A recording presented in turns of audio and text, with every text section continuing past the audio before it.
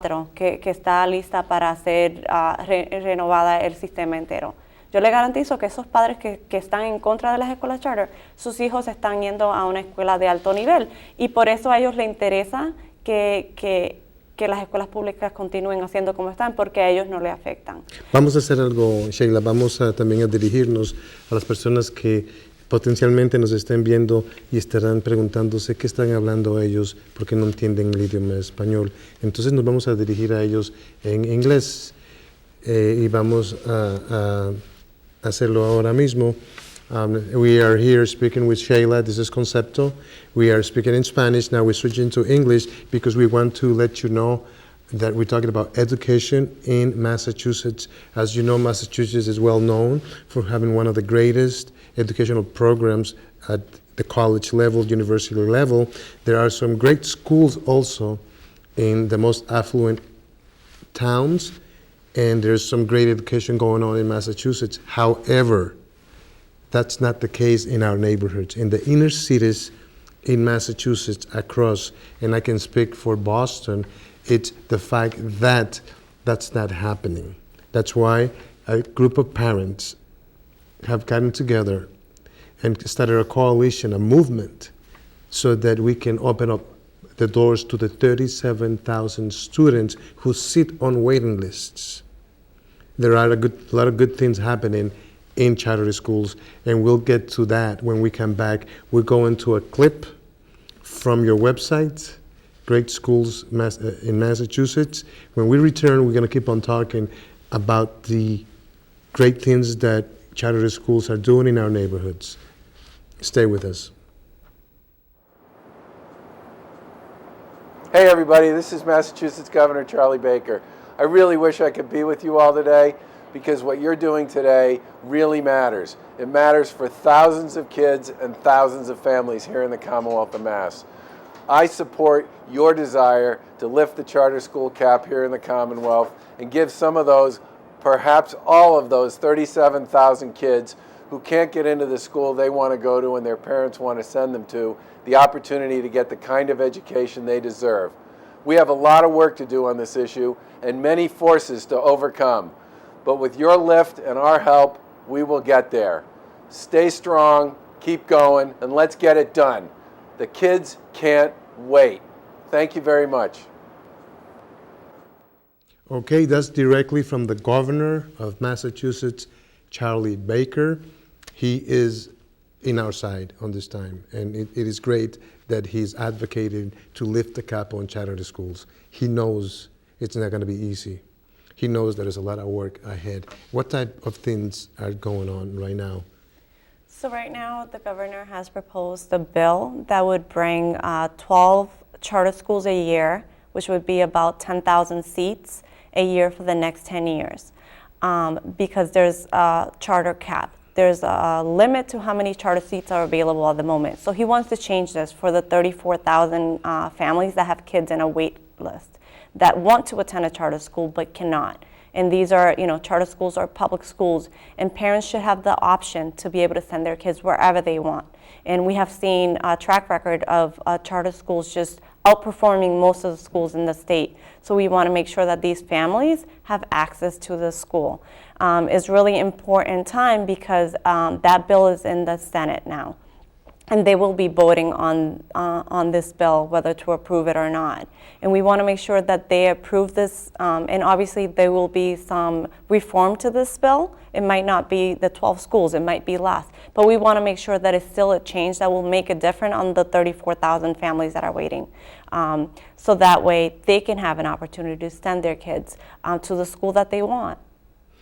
I know that there is a collection of signatures out there because the bill initially was not well taken by some of the legislators.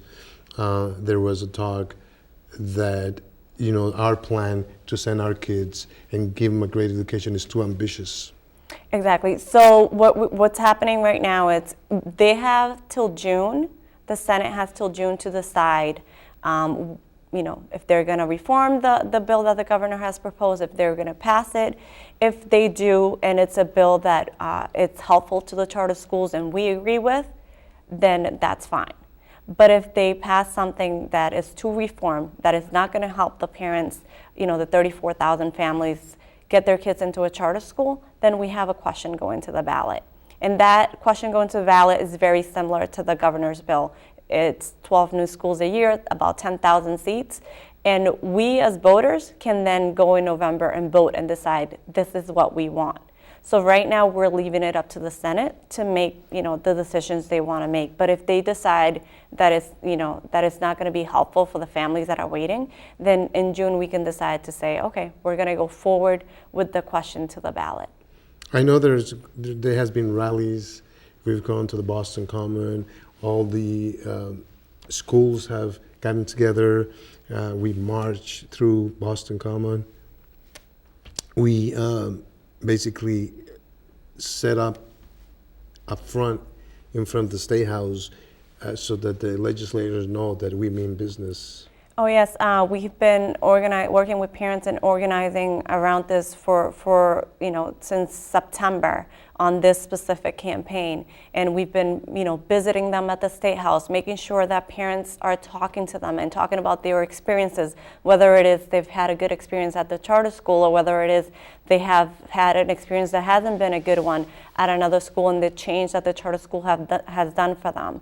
We've been making sure that they hear the parents so that when they're voting on this decision, that they know that they're making the correct decision, that they have heard both sides and are not making a one-sided decision, because these people are representing us in the community. So we need to make sure that they hear our voices and that they are representing us, and that's the most important part.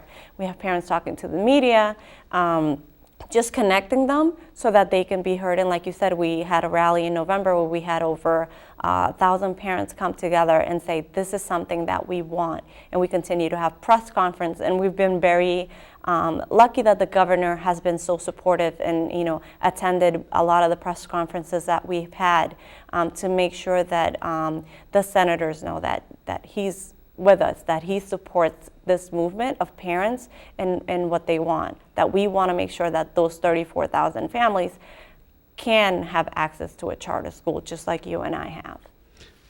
Yes, we were talking in Spanish, and previously we were talking about the whole process, and the process is very painful.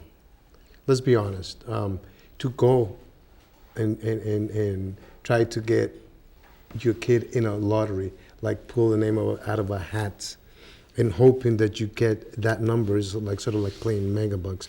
Why do we have to go through all that, knowing that, for example, of 450 parents apply, not even applying because you're putting your name in a hat, and the name gets picked up at random. You do know that the percentage or the odds against it, when you have 45 seats available for, say, 5th grade for that particular school, and 450 parents are applying to it, the outcome is very painful. The outcome is very painful, and the parents are willing to take that risk of luck of being denied, because that's how much they want their child to attend at school. So they're willing to go through that. I know, I can talk from experience. Last year, my daughter graduated from the Brook Charter School, and she had an excellent education from kindergarten to 8th grade. We loved the school, and unfortunately, it didn't have a high school at the time, and it was very stressful for us as a family trying to figure out where she would go. I can't afford to send her to a private school, and I wanted her to have the best education possible, so I did my options. She applied to took the exam for the exam schools. We went to BPS, and I picked the best schools that I found in the BPS system, and I applied to the 10 charter schools that she was eligible to apply for. The first 9 letters that I received were all wait lists. First 9 letters. So I was waiting for one more letter to come in the mail, and I was at the verge of tears, because knowing that she received an excellent education, knowing that she didn't get into the exam schools because even though she got an A in the test, the competition is so strong that everybody in front of her tested better than her. She has an A, and all the other students, the 400 students that got in, did better than her. So that's how strong the competition to these exam schools are. And then the charter schools that I wanted her to go to, she ended up getting on a wait list. Fortunately for me, the last letter that I got, she got in, and then later Excel Academy called me and said that they had a spot for her, so she got off the wait list for another one. The other 8 schools, she never, I declined the positions, but she never got off the wait list. Some of them, she was like number 450, meaning that she would never even get a chance to go to the schools if I wanted to. So I was really lucky that she's going to Excel Academy, and so far this year the education has been excellent, and I've been very lucky. But there's parents who apply to 10 schools every year, and it's been 5-6 years, and they're still haven't had the luck to send their child there. So what do you tell to parents who are still stuck in the Boston public system, knowing that the school that the kids are going, it's underperforming, that the kids are not getting the best out of it? What do you tell to those parents who are still stuck there? I tell them not to give up. I tell them to continue to apply every year. I know it's hard. I mean, like I said, I went through this. Getting those letters is really painful. But not give up because your child, you can't give up on your child. If you stop applying for a school, if you stop trying to, even within the BPS system, if you know there's a better school that your child can go to in their community, go through that system and, put them on that wait list to change them. And, do the exams to go to the exam school. If you know your child's attending an underperforming school, you need to do whatever it takes to make sure that your child's receiving the education that they need. And I know BPS is working hard on turning around a lot of these schools that are underperforming. But unfortunately, that takes time. Sometimes it takes, 3-4 years. Our children cannot wait. If you have a 9th grader in a high school and it's a turnaround school, by the time, that school turns around, that child's going to be graduated. That child's not going to be prepared to go to college. And, from my personal experience, going to college not prepared is not an easy thing. To feel like you're less than other students, no child should have to go through that. For me, that was the main reason why I looked for options for my children, because they were not going to go through the struggles that I went through. So it's very important that as parents, we make sure that we are looking for the best options for our kids. And, being involved in the school, regardless of what school your child is going to, is very important. You're an organizer for a coalition. Give your information out, because they can also reach you guys. There's a website, there are people working, there are parents, there are volunteers. And I would tell to the parents who are stuck in these programs to really join us and make the movement stronger, so that legislators Absolutely. know that we are not going to go away until my kid, your kid, goes to a better school. Please. No, absolutely. They can reach me at my phone number, 617-791-2437. They can email me at sheila.negron Families for Excellent Schools. I work for a nonprofit organization called Families for Excellent Schools. The campaign is called Grade School Massachusetts. We're working with other organizations to make sure that each family that wants to attend a charter school can have that opportunity. But we can only do it together. We need parents to join us, to become part of this movement, to make sure that their children and the children in their community can have the best education possible. But we need to get involved if we want that to happen. And like I said before, what we do is help parents be in front of the elected officials that are making decisions for them, make sure that they're in the media, make sure that we're on social media. It's very important. Go out there and support. If you go to Grade School Massachusetts or organization website, gradeschoolsma.org, you can sign up for the campaign and make sure you have all the information of what's going on, all the updates. You can go on the Facebook page, Grade School Massachusetts. There's also a facts page where you can find out the truth about charter schools, charterfactsma.org. So just, inform yourself, educate yourself on the education side so that you can give your children the best opportunities possible. Join us, join the movement, and we don't guarantee you, but we can tell you that we can make things possible. Right now we have Charlie Baker on our side.